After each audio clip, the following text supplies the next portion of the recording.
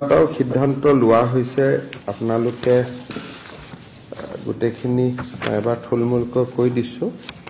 কেবিনেটত আমাৰ আজি আসাম এগ্ৰিকালচাৰেল প্ৰডিউস আৰু লাইভষ্টক মাৰ্কেটিং এই এক্ট এখন আমি আনিবৰ বাবে সিদ্ধান্ত লৈছো ইয়াৰ ফলত আমাৰ কৃষকসকলে কৃষিজাত সামগ্ৰী সমূহ বজাৰত বিক্ৰী কৰিবলৈ সুবিধা পাব আৰু এই বিষয়ে আমি সামাজিক মাধ্যমত গুটেখিনি দি দিম আপোনালোকে চাব পাৰিব আমাৰ জোৰহাট মেডিকেল কলেজৰ 20 গৰাকী ফিজিঅথেৰাপিষ্ট স্পীচ থেৰাপিষ্ট এখেতসকলৰ দৰমহাৰ অলপ খেলিমেলি আছিল আজি সেইটো কেবিনেটে কাৰেক্ট কৰি দিয়ে হিমাচল প্ৰদেশত যি বানপানী আমি দেখা পাইছো যথে আজিও প্ৰধানমন্ত্ৰী হিমাচল প্ৰদেশতে আছে আৰু বান সাহায্যৰ তেখেতে তদাৰকি কৰিছে তাৰ অৱস্থা খুবেই বেয়া হিমাচল প্ৰদেশৰ আমি হিমাচল প্ৰদেশ চৰকাৰক অসম চৰকাৰৰ হৈ 5 কোটি টকা আগবঢ়াম আমাৰ মন্ত্ৰী প্ৰশান্ত ফুকন ডাঙৰীয়া ইতিমধ্যে নতুন দিল্লীলৈ ৰাওনা হৈছে কেবিনেটে 5 কোটি টকা হিমাচল প্ৰদেশ চৰকাৰক আগবঢ়াবৰ বাবে বান সাহায্যৰ বাবে আগবঢ়াবৰ বাবে সিদ্ধান্ত লৈছে আজি আমাৰ কেবিনেটে এইবাৰৰ উচ্চতৰ মাধ্যমিক পৰীক্ষাত 80 নম্বৰ বা তাতোকৈ ততোধিক নম্বৰৰ সৈতে উত্তীৰ্ণ হোৱা ছাত্ৰ ছাত্ৰীসকলক একোখনকৈ scooty Banikanta Kakati merit award হিচাপে দিবৰ বাবে সিদ্ধান্ত লৈছে 11250 গৰাকী বেনিফিচিয়াৰী থাকিব তাৰে 6860 গৰাকী ছাত্ৰী হ'ব আৰু 4390 গৰাকী ছাত্ৰ হ'ব আৰু অহা দুমাহৰ ভিতৰত আমি স্কুটিখিনি বিতৰণ কৰিব পৰা অৱস্থালৈ আহিব পাৰিম এতিয়া আজি কেবিনেটে লোৱা এটা গুৰুত্বপূৰ্ণ সিদ্ধান্ত মই আপোনালোকৰ আগত ক'ব খুজিছো আপোনালোকে জানে যে কেইদিনমান আগতে উচ্চতম ন্যায়ালয়ে নাগৰিকত্ব আইন যেটো 6A বুলি নাগৰিকত্বৰ আইনত যেটো ক্লজ ইনক্লুড কৰা হৈছিল সেই ক্লজটোৰ বৈধতা প্ৰদান কৰি সুপ্ৰিম কোৰ্টৰ সাংবিধানিক বিচাৰপীঠে এটা ৰায়দান কৰিছিল এই ৰায়দানটোৰ উদ্দেশ্য আছিল যে ভাৰতৰ আন ৰাজ্যত বিদেশী নাগৰিকৰ সময়সীমা 1951 কিন্তু অসম চুক্তিয়ে ইয়াক 1971 কৰে অসমৰ কিছু মানুহে ইয়াত আপত্তি কৰি উচ্চতম ন্যায়ালয়ত গোচৰ তৰিছিল আৰু উচ্চতম ন্যায়ালয়ে অসমৰ বিশেষ পৰিস্থিতিত 1971 ৰ সময়সীমাটো বৈধ বুলি ঘোষণা কৰিছিল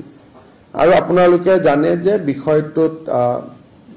যেহেতু অসম চুক্তিয়ে 1971 বুলি কৈছিল উচ্চতম ন্যায়ালয়ে ইয়াক 71 বুলি ক'লে গতিকে সাধাৰণত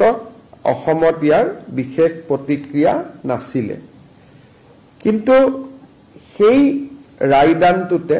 এটা বিশেষ উল্লেখনীয় সুপ্ৰিম কোৰ্টে মন্তব্য কৰিছিল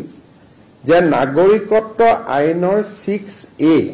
তাৰমানে 1971 আৰু immigrant এক্সপালচন act 1950 both will go hand in hand তাৰমানে এফালে 71 চনৰ আগলতে অহা বিদেশী সকল ভাৰতীয় নাগৰিক হ'ব ডিম ইণ্ডিয়ান সিটিজেন হ'ব কিন্তু 71 ৰ পিছত অহা বিদেশী সকলক আমি ইমিগ্ৰেণ্টছ এক্সপালচন ফ্ৰম আসাম এক্ট 1950 অনুসৰি অসমৰ পৰা বহিষ্কাৰ কৰিব পাৰি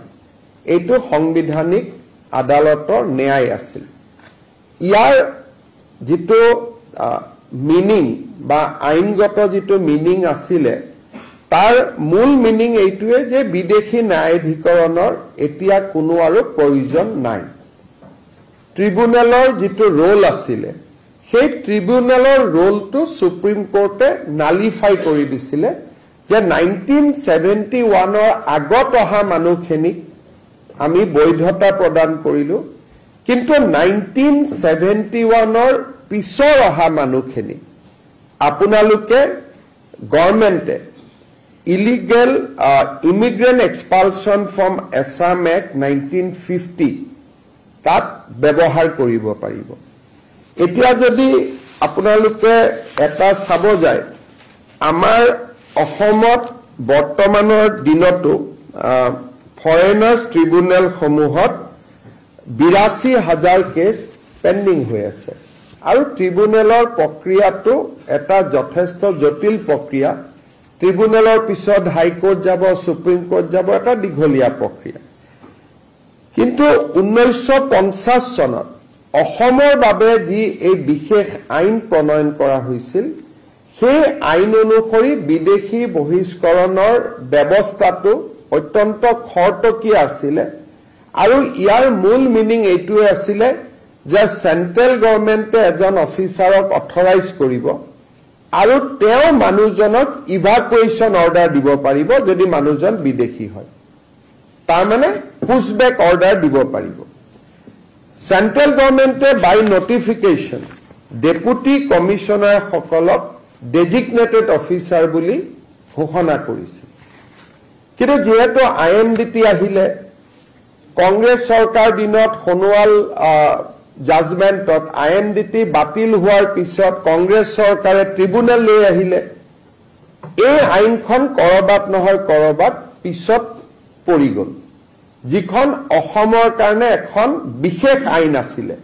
কিন্তু এই আইনখন কৰবাত নহয় কৰবাত পিছত পৰি গল সাংবিধানিক বিচাৰপীঠে এই আইনখনৰ ৰিলেভেন্স বা প্ৰাসংগিকতাক আকৌ এবাৰ আমাৰ সন্মুখলৈকে লৈ আহিলে আজি আমাৰ কেবিনেটে এই আইনখন কেনেকৈ প্ৰয়োগ কৰিব লাগে তাৰ ওপৰত যেটো ষ্টেণ্ডাৰ্ড অপাৰেটিভ প্ৰচিডিউৰ হ'ব লাগে তাক আজি কেবিনেটে ইয়াক এটা প্ৰস্তুত কৰে আৰু এই ষ্টেণ্ডাৰ্ড অপাৰেটিং প্ৰচিডিউৰ মতে যদি ডিসিক কোনোবাই জনাই যে মানুহজন বিদেশী বুলি বা বৰ্ডাৰ পুলিচে জনাই যে মানুহজন বিদেশী বুলি বা অন্যান্য সোৰ্সৰ পৰা যদি আমি গম পাও যে মানুহজন বিদেশী বুলি ডিসিয়ে সেই মানুহজনক 10 দিনৰ সময় দি এখন নোটিস দিব he will give a notice to the person to prove his citizenship within a period of 10 days আৰু 10 দিনৰ ভিতৰত যদি তেওঁ যি নথিপত্ৰ দিয়ে তাত যদি ডিসি সন্তুষ্ট নহয় on the day of 10th তেওঁক ইভাকুৱেশ্যন অৰ্ডাৰ পাস কৰিব দিছে যে এই মানুহজনক পুশবেক কৰিব লাগে ভাৰতৰ পৰা আৰু লগে লগে এই মানুহজনক আমি হোল্ডিং সেন্টাৰলৈকে লৈ যাম আৰু হোল্ডিং সেন্টাৰৰ পৰা যি ধৰণে সময়সূচী উলাই বিএসএফ এ তেওঁ বাংলাদেশলৈকে বা পাকিস্তানলৈকে পুশবেক কৰিব সো আজি এই এসওপিখন কেবিনেটে অনুমোদন দিয়ে তাৰমানে এজন মানুহৰ বিচাৰ 10 দিনৰ ভিতৰত সম্পূৰ্ণ হৈ যাব whether he is foreigner or not foreigners কোনো ট্ৰিবিউনেলে সিদ্ধান্ত নলয় ডিসিয়ে সিদ্ধান্ত লব ডেপুটি কমিশনাৰ সিদ্ধান্ত লব and decision will be taken within 10 days যদি এই মানুহজন 12 ঘণ্টা হৈছে অসমত সোমোৱা তেতিয়া হলে চকজু কৰিব নালাগে তেওঁ ডাইৰেক্টলি পুশবেক অৰ্ডাৰ দিব পাৰিব ইফ ফ্ৰেছ ধৰক আজি ৰাতি সোমাইছে আমি আজি ৰাতি উইদিন 12 ঘণ্টাত আমি ধৰিছো তেতিয়ালে 10 দিনৰ নোটিছখনো দিব নালাগে তেওঁক লগে লগে আমি পুশবেক কৰিব পাৰিম আজি কেবিনেটে বিদেশী বহিষ্কাৰৰ ক্ষেত্ৰত এটা ঐতিহাসিক সিদ্ধান্ত গ্ৰহণ কৰে সুপ্ৰিম কোৰ্টৰ সাংবিধানিক ন্যায়ালয়ৰ জাজমেন্টৰ ওপৰত ভিত্তি কৰি আজি কেবিনেটে অসমত প্ৰথমবাৰৰ বাবে ট্ৰিবিউনেলৰ ব্যৱস্থাটোক বাইপাস কৰি আমি ইমিগ্ৰেন্টছ এক্সপালছন ফ্ৰম আসাম এক্ট 1950 আমি ব্যৱহাৰৰ বাবে সিদ্ধান্ত লৈছো ইয়াৰ ফলত বিদেশী বহিষ্কৰণৰ প্ৰক্ৰিয়াটো ক্ষিপ্ৰ হ'ব, তড়িৎ গতিত কৰিব পৰা হ'ব। এজন মানুহক বিদেশী বুলি বৰ্ডাৰ পুলিচে সন্মুখলৈকে লৈ অহাৰ পিছত ডিসি আৰু ডিসি মানে এডিসিও, ডিসি অৰ এডিসি তেওঁলোকে 10 দিনৰ ভিতৰত সিদ্ধান্ত দিব পাৰিব।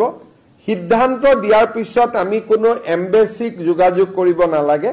আমি ডাইৰেক্টলি তেওঁক ইভাকুৱেশ্যন কৰিব পাৰিম। We will be able to evacuate them from Assam. আৰু of course আমি নোৱাৰো BSF এ কৰিব, কিন্তু BSF ক আমি গটাই দিম for next step, to take the next step of evacuating from Assam. এই সিদ্ধান্তটো এটা মই ভাবো যে ঐতিহাসিক সিদ্ধান্ত আজি অসম কেবিনেটৰ, আৰু এই সিদ্ধান্তই বিদেশী নাগৰিক বহিষ্কাৰৰ প্ৰক্ৰিয়াটো খুব তৎকালীনভাৱে নিষ্পত্তি কৰাত সহায় কৰিব।